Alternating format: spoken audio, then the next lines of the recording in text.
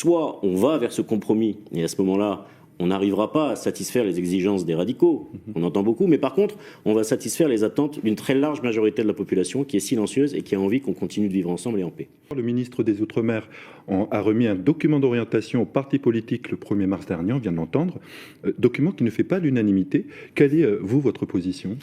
Nous, on considère que ce document, il pose des fondamentaux qui nous vont très bien. Il y en a 5. D'abord, il propose que le socle juridique et politique de ce futur accord est situé dans le prolongement des accords Matignon et de Nouméa.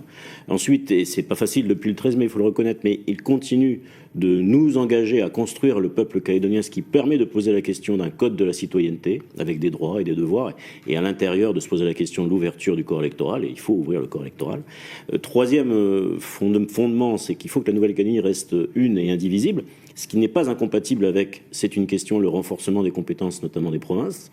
Ensuite, il dit il faut poursuivre le processus d'émancipation sous la protection de la France, qui permet aussi de poser la question de l'exercice des compétences régaliennes. Et puis enfin, il a fixé comme règle qu'on évite une nouvelle question binaire et qu'on pose un référendum de projet. Donc ces fondamentaux, ils sont très bons.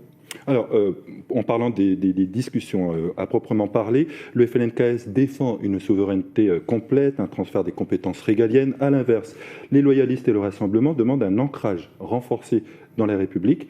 Calédonie Ensemble prône le compromis. Concrètement, qu'est-ce que ça veut dire ?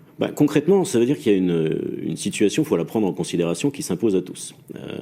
D'abord, on a un accord de Nouméa qui a construit une souveraineté partagée sur une trajectoire vers la pleine souveraineté, c'est ce que dit le préambule. Et puis on a une accession à la pleine souveraineté qui n'a pas eu lieu parce que le peuple souverain a dit 3 fois non par référendum, dont 2, le résultat n'est pas contesté. Et aujourd'hui, on a un pays qui est coupé en 2 avec un droit à l'émancipation qui continue de s'exercer, qui demeure. Donc ce que pose parmi les hypothèses le document, pour nous, on considère qu'il y en a 2 sur les 4 qui peuvent pas prospérer. D'abord, l'accession immédiate à la pleine souveraineté, et de l'autre côté, un statu quo, sans possibilité d'exercer le droit à l'autodétermination. Ces 2-là, elles peuvent pas prospérer. Comment vous faites pour concilier ces deux visions ? Il faut trouver dans l'espace qui reste, et il est quand même suffisamment large, un nouvel accord qui nécessitera des concessions de part et d'autre. Et ces concessions, elles sont la condition du compromis, et je me permets de rajouter que le compromis est la condition de la survie économique et sociale du territoire. Soit on va vers ce compromis, et à ce moment-là, on n'arrivera pas à satisfaire les exigences des radicaux, on entend beaucoup, mais par contre, on va satisfaire les attentes d'une très large majorité de la population qui est silencieuse et qui a envie qu'on continue de vivre ensemble et en paix. Est-ce que vous pensez qu'on peut organiser des élections provinciales cette année ? Oui, on peut organiser des élections provinciales. La question, c'est plutôt, est-ce qu'elles suivent un accord ou pas ?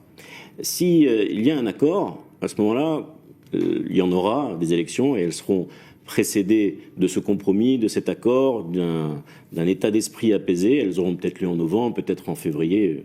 À la rigueur, c'est presque pas le plus important. Mais s'il n'y a pas d'accord, Steven Lipatsi, il n'y a pas d'accord, organiser les élections, c'est toujours possible. Sauf qu'entre maintenant et ces élections, le pays va continuer de s'enfoncer irrémédiablement dans une situation économique et sociale et sanitaire absolument dramatique.